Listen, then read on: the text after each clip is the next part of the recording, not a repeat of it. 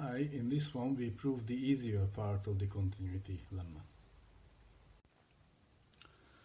So here is the continuity theorem again, and I want to prove the first direction. I want to assume that the mass functions have a limit.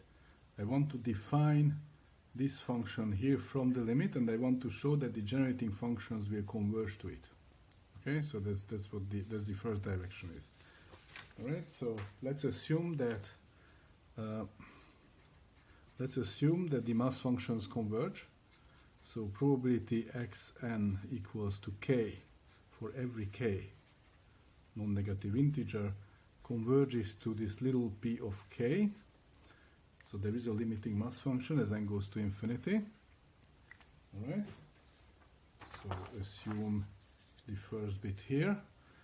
I'm going to define this quantity out of the limiting mass functions, and then I'm going to show then the generating functions converge to this thing. So assume this, define p of s as the sum for which letter did I use? K. K is not a, yeah, K is a good letter. K goes from 0 to infinity. Pk s to the k. So define this function here from the limiting mass function, and then let's see the generating function of xn minus this thing I just defined here. How much do they differ in absolute value? What I want to show is that these things converge to that thing, right? I want to show that the generating functions converge to this limit here, okay, this limit here, and therefore I want to show that as n goes to infinity for every s between 0 and 1 at least, this thing goes to 0. Okay, so what is the generating function for xn? It's a sum from 0 to infinity, the probability that xn equals to k times s to the k. This is the generating function for xn. What is this thing I just defined? Well, this thing I just defined is the generating function for pk, for the mass function, limit mass function pk. So if I do the difference, I can just, everything is absolutely convergent, so there is no problem with doing a common sum of the differences between the mass function and pk, because the mass function times s to the k gives me this generating function, pk times s to the k gives me the other generating function, so I can rewrite this into this difference here. Here comes a bunch of triangle inequalities, actually infinitely many triangle inequalities. Namely, the mod of the sum, which I had before, the mod of the sum is always less than or equal than the sum of the mods. So I'm going to put the mods inside my summation over, well, the s is between 0 and 1. Let's make it strictly smaller than 1. Well, it can go up to 1, so that's fine. S is between 0 and 1, and so it's not negative.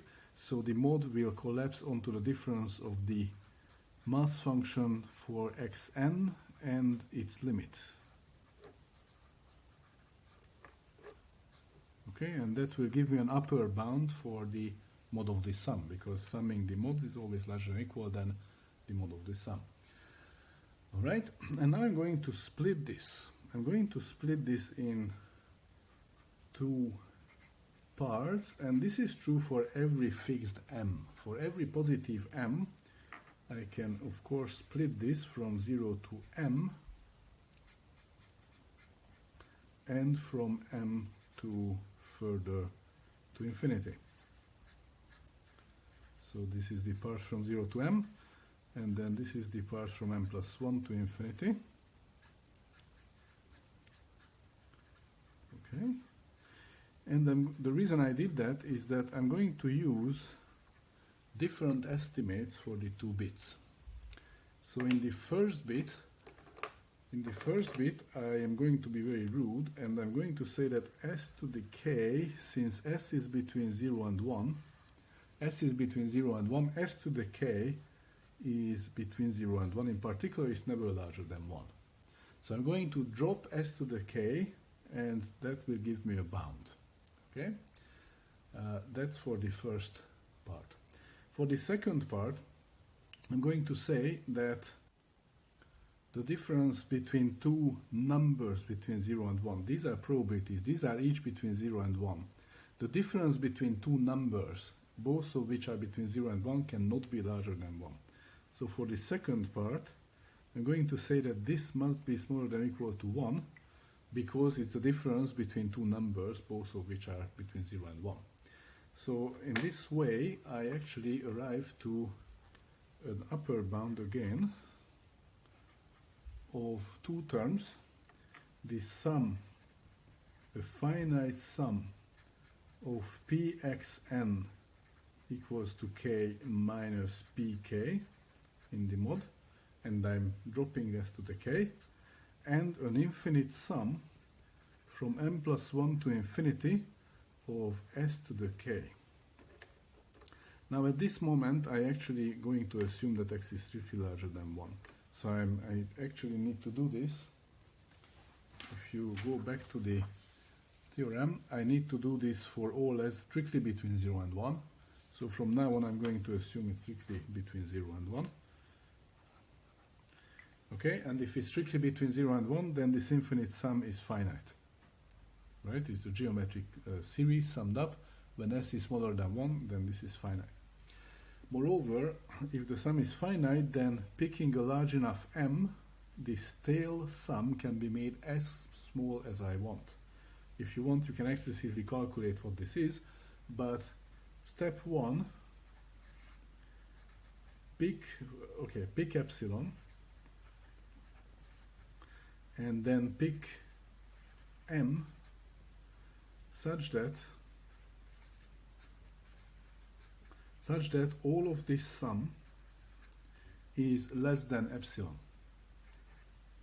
And I can do that because this sum is convergent. If I start to sum it up from a very large number, then this is going to be very small. As m goes to infinity, this tail sum goes to 0. That's what convergent sums do.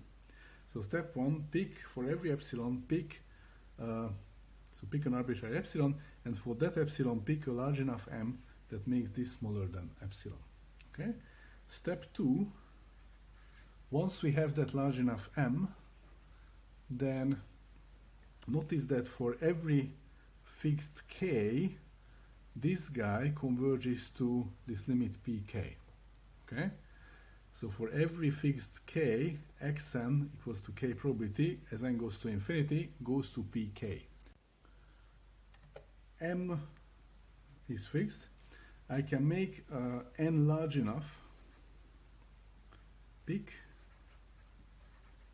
n large enough so that the probability of xn equals to k minus pk in the absolute value is less than epsilon over m for every k, m plus 1 say, for every k between 0 and m. And the reason to do that is that I only have to deal with a finite number of these. Okay? So I can pick an n large enough so that this is small, this is true for k equals to 0. And I can pick an n large enough that this is true for k equals to 1. And I can pick large enough n's that this is true for k equals to m. These n's could all be different, but I can just take the larger of them, the largest of these m plus 1 different values. And so I can pick an n large enough that this is true for all k between 0 and m simultaneously. The reason is that I only have finitely many of these k's. If I had infinitely many k's, I couldn't do this. But that's exactly why I split this sum, because I only have to deal with finitely many of these differences here, and the rest is taken care of by the geometric estimate. And so once I do that, then the whole thing, this whole thing, so pxn of s minus p of s is what I started with, is smaller than this part plus that part. The first one is going to be smaller than m many, actually m plus 1 many of epsilon over m plus 1 each, and the second part is smaller than epsilon, so in total I have 2 epsilon. Okay, so I started to pick an arbitrary epsilon, and I show that this difference up here is smaller than twice that arbitrary epsilon. So that exactly, by picking large enough n. So I could pick large enough n that this happens. That exactly means, therefore, I do have that pxn of s minus p of s converges as n goes to infinity to 0, because I picked an arbitrary epsilon and I could find a large enough n that this is smaller than 2 epsilon. So then it goes to 0, and the first part of the statement is proved. If we assume the convergence of the mass functions and we define this quantity out of the limiting mass functions, then there is a convergence of the generating functions to this thing. Okay, that's what we proved. So that's the end of the story for the first part.